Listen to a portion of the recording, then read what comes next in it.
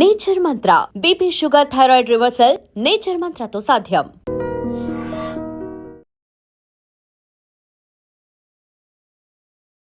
Welcome to I dream. నేను ఉదయశ్రీ. సమంత, రాజ్ నిడిమూరు ఇద్దరు ఒక్కటయ్యారు. Isha foundation లో వాళ్ళిద్దరు వివాహం చేసుకోవడం జరిగింది.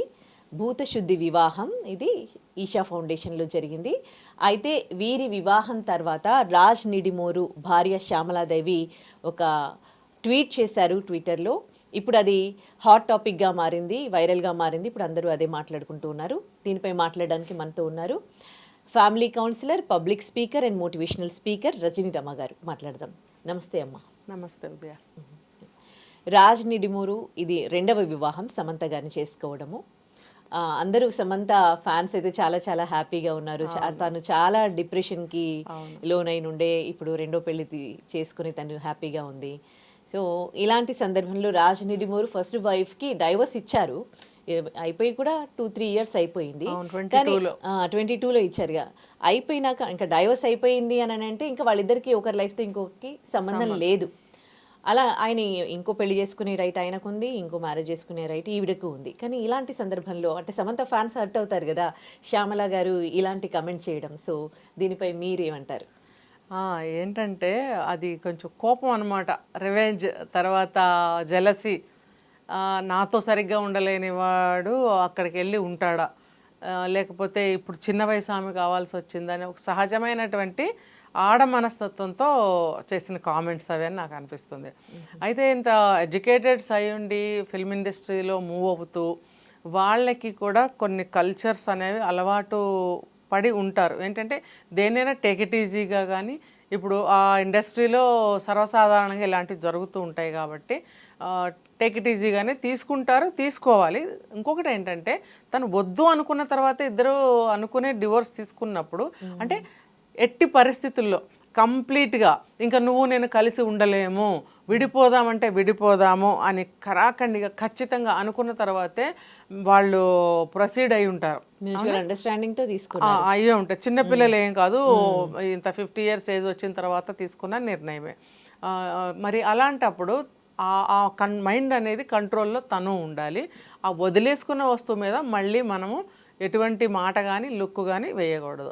ఇప్పుడు at the same time Naga Chaitanya తర్వాత సమంత విడిపోయినప్పుడు వీళ్ళిద్దరు కూడా ఏం మాటలు అనుకోలేదు, అస్సలు అనుకోలేదు. ఏ రీజన్తో వాళ్ళు విడిపోయారో వాళ్ళ రీజన్స్ వాళ్ళకు ఉంటాయి. ఉన్నా కూడా వాళ్ళు ఒకరికొకరు ఏం మాటలు అనుకోలేదు. నాకు సమంత కంటే కూడా అప్పుడు కొంచెం నెగిటివ్గా వచ్చినాయి న్యూస్లు. ఈవిడే వెళ్ళిపోయింది, ఏదో మూవీలో ఏదో యాక్ట్ చేస్తే నాగ చైతన్యకి నచ్చక వదిలే ఏదో వచ్చేసాయి. అవన్నీ ఎంతవరకు కరెక్ట్ రాంగ్ అనేది మనకు తెలియదు. కానీ నాగ చైతన్య మాత్రం ఎక్కడ ఒక కామెంట్ చేసినట్టు నాకైతే గుర్తులేదు, అస్సలు చేయలేదు. అదే నేను అనుకున్నా, ఎంతసేపు సమంత సైడ్ ఇలా అంటున్నారు, నాగ చైతన్య ఎస్ అని ఎక్కడ అనలేదు అని ఇంట్లో మేము కూడా డిస్కస్ చేసుకున్నాం. అలాంటప్పుడు అంటే వీళ్ళు ఇంకా యంగ్లో ఉన్నారు. యంగ్లో ఉన్నప్పుడు ఇంకా అన్ని భావాలు ఉధృతంగా ఉంటాయి. కరెక్ట్. మరి వాళ్ళు ఒక ఏజ్కి వచ్చినప్పుడు ఒక అండర్స్టాండింగ్తో విడిపోయిన తర్వాత మళ్ళీ సపరేట్ ఇండివిజువల్ లైఫ్ వచ్చేసిన తర్వాత వాళ్ళ మీద కామెంట్స్ చేసే రైట్స్ ఎవరికి ఉండవు. అప్పుడు నీ ఇష్టం, ఇప్పుడు ఇతనితో కానీ ఈమెతో కానీ నీకు కుదరినప్పుడు నా ఇష్టంగా నేను బ్రతుకుతాను అని విడిపోయినప్పుడు, నా ఇష్టంగా నేను బ్రతుకుతున్నప్పుడు మళ్ళీ నువ్వు వచ్చి ఇంకో కామెంట్ అవసరం లేదు. అంటే కడుపు మంటతోటి కోపంతో అనే మాటలు అనమాట అవన్నీ. ఇవి ఏంటంటే మళ్ళాంటి వాళ్ళకి పబ్లిక్కి మేత, అసలు వాళ్ళకి ఏం ఫరక్ పడదు. ఇక్కడ సమంత ఫ్యాన్స్ బాగా నచ్చుకుంటారు. డెస్పరేట్ పీపుల్ అంటే ఆవిడ ఆల్రెడీ చాలా సఫర్ అయిపోయింది, ఏది ఇప్పుడు హ్యాపీగా ఉంటుంది అంటే ఏంటి కామెంట్స్ అని. ఒక టైంలో చాలా నేను కూడా బాధపడ్డా సమంత గురించి. తను లోన్లీ అయిపోయింది. హాస్పిటల్ నుంచి కూడా కొన్ని మెసేజెస్ తను పెట్టింది.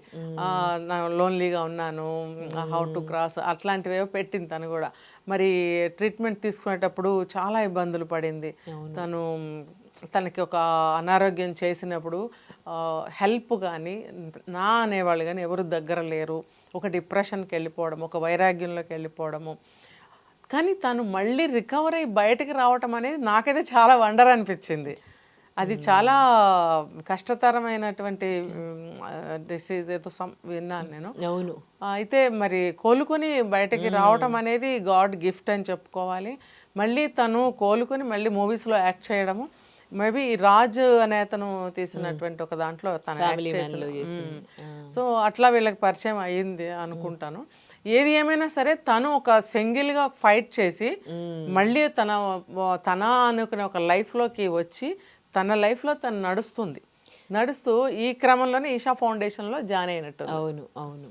కానీ ఎంత బాధ అనిపిస్తుంది కదండి, సమంత గారిని అభిమానించి, అంటే ప్రపంచవ్యాప్తంగా ఆమెకు అభిమానులు ఉన్నారు. ఇంకా ఇండియాలో అయితే ఇంకా చెప్పొద్దు ఆమెను ఎంత అభిమానిస్తారు. ఆమెను అభిమానిస్తూ వేరే వాళ్ళ మీద నెగిటివ్ కూడా పెడుతూ ఉంటారు ఆ అభిమానంతో. సో అలాంటి ఆవిడ అంటే ఎంత కింది స్థాయి నుంచి కష్టపడి పైకి వచ్చి ఇవాళ హీరోయిన్ గా ప్రూవ్ చేసుకొని అంత హెల్త్ ఇష్యూ వచ్చినా కానీ మళ్ళీ దాన్ని ఓవర్కమ్ చేసి ఇప్పుడు ఒక హ్యాపీ లైఫ్ లోకి ఆమె లీడ్ చేస్తుంది. ఆమె ఇన్స్పిరేషనల్ పర్సన్ అందరికీ కూడా. అంటే ఇంత అభిమానించే వాళ్ళు కూడా once upon a time they feel lonely అని అంటే, so how do you see this kind of things? కొన్ని సమయాల్లో అన్నీ ఉన్నప్పుడు సామెత చెప్తారు, బెల్లం ఉన్నప్పుడే ఈగలు చుట్టూ మూగుతాయని. అలాగే మనిషి అన్ని విధాలా బాగున్నప్పుడే, ఒక ఫేమ్లో ఉన్నప్పుడే చుట్టూ తిరుగుతారు జనం.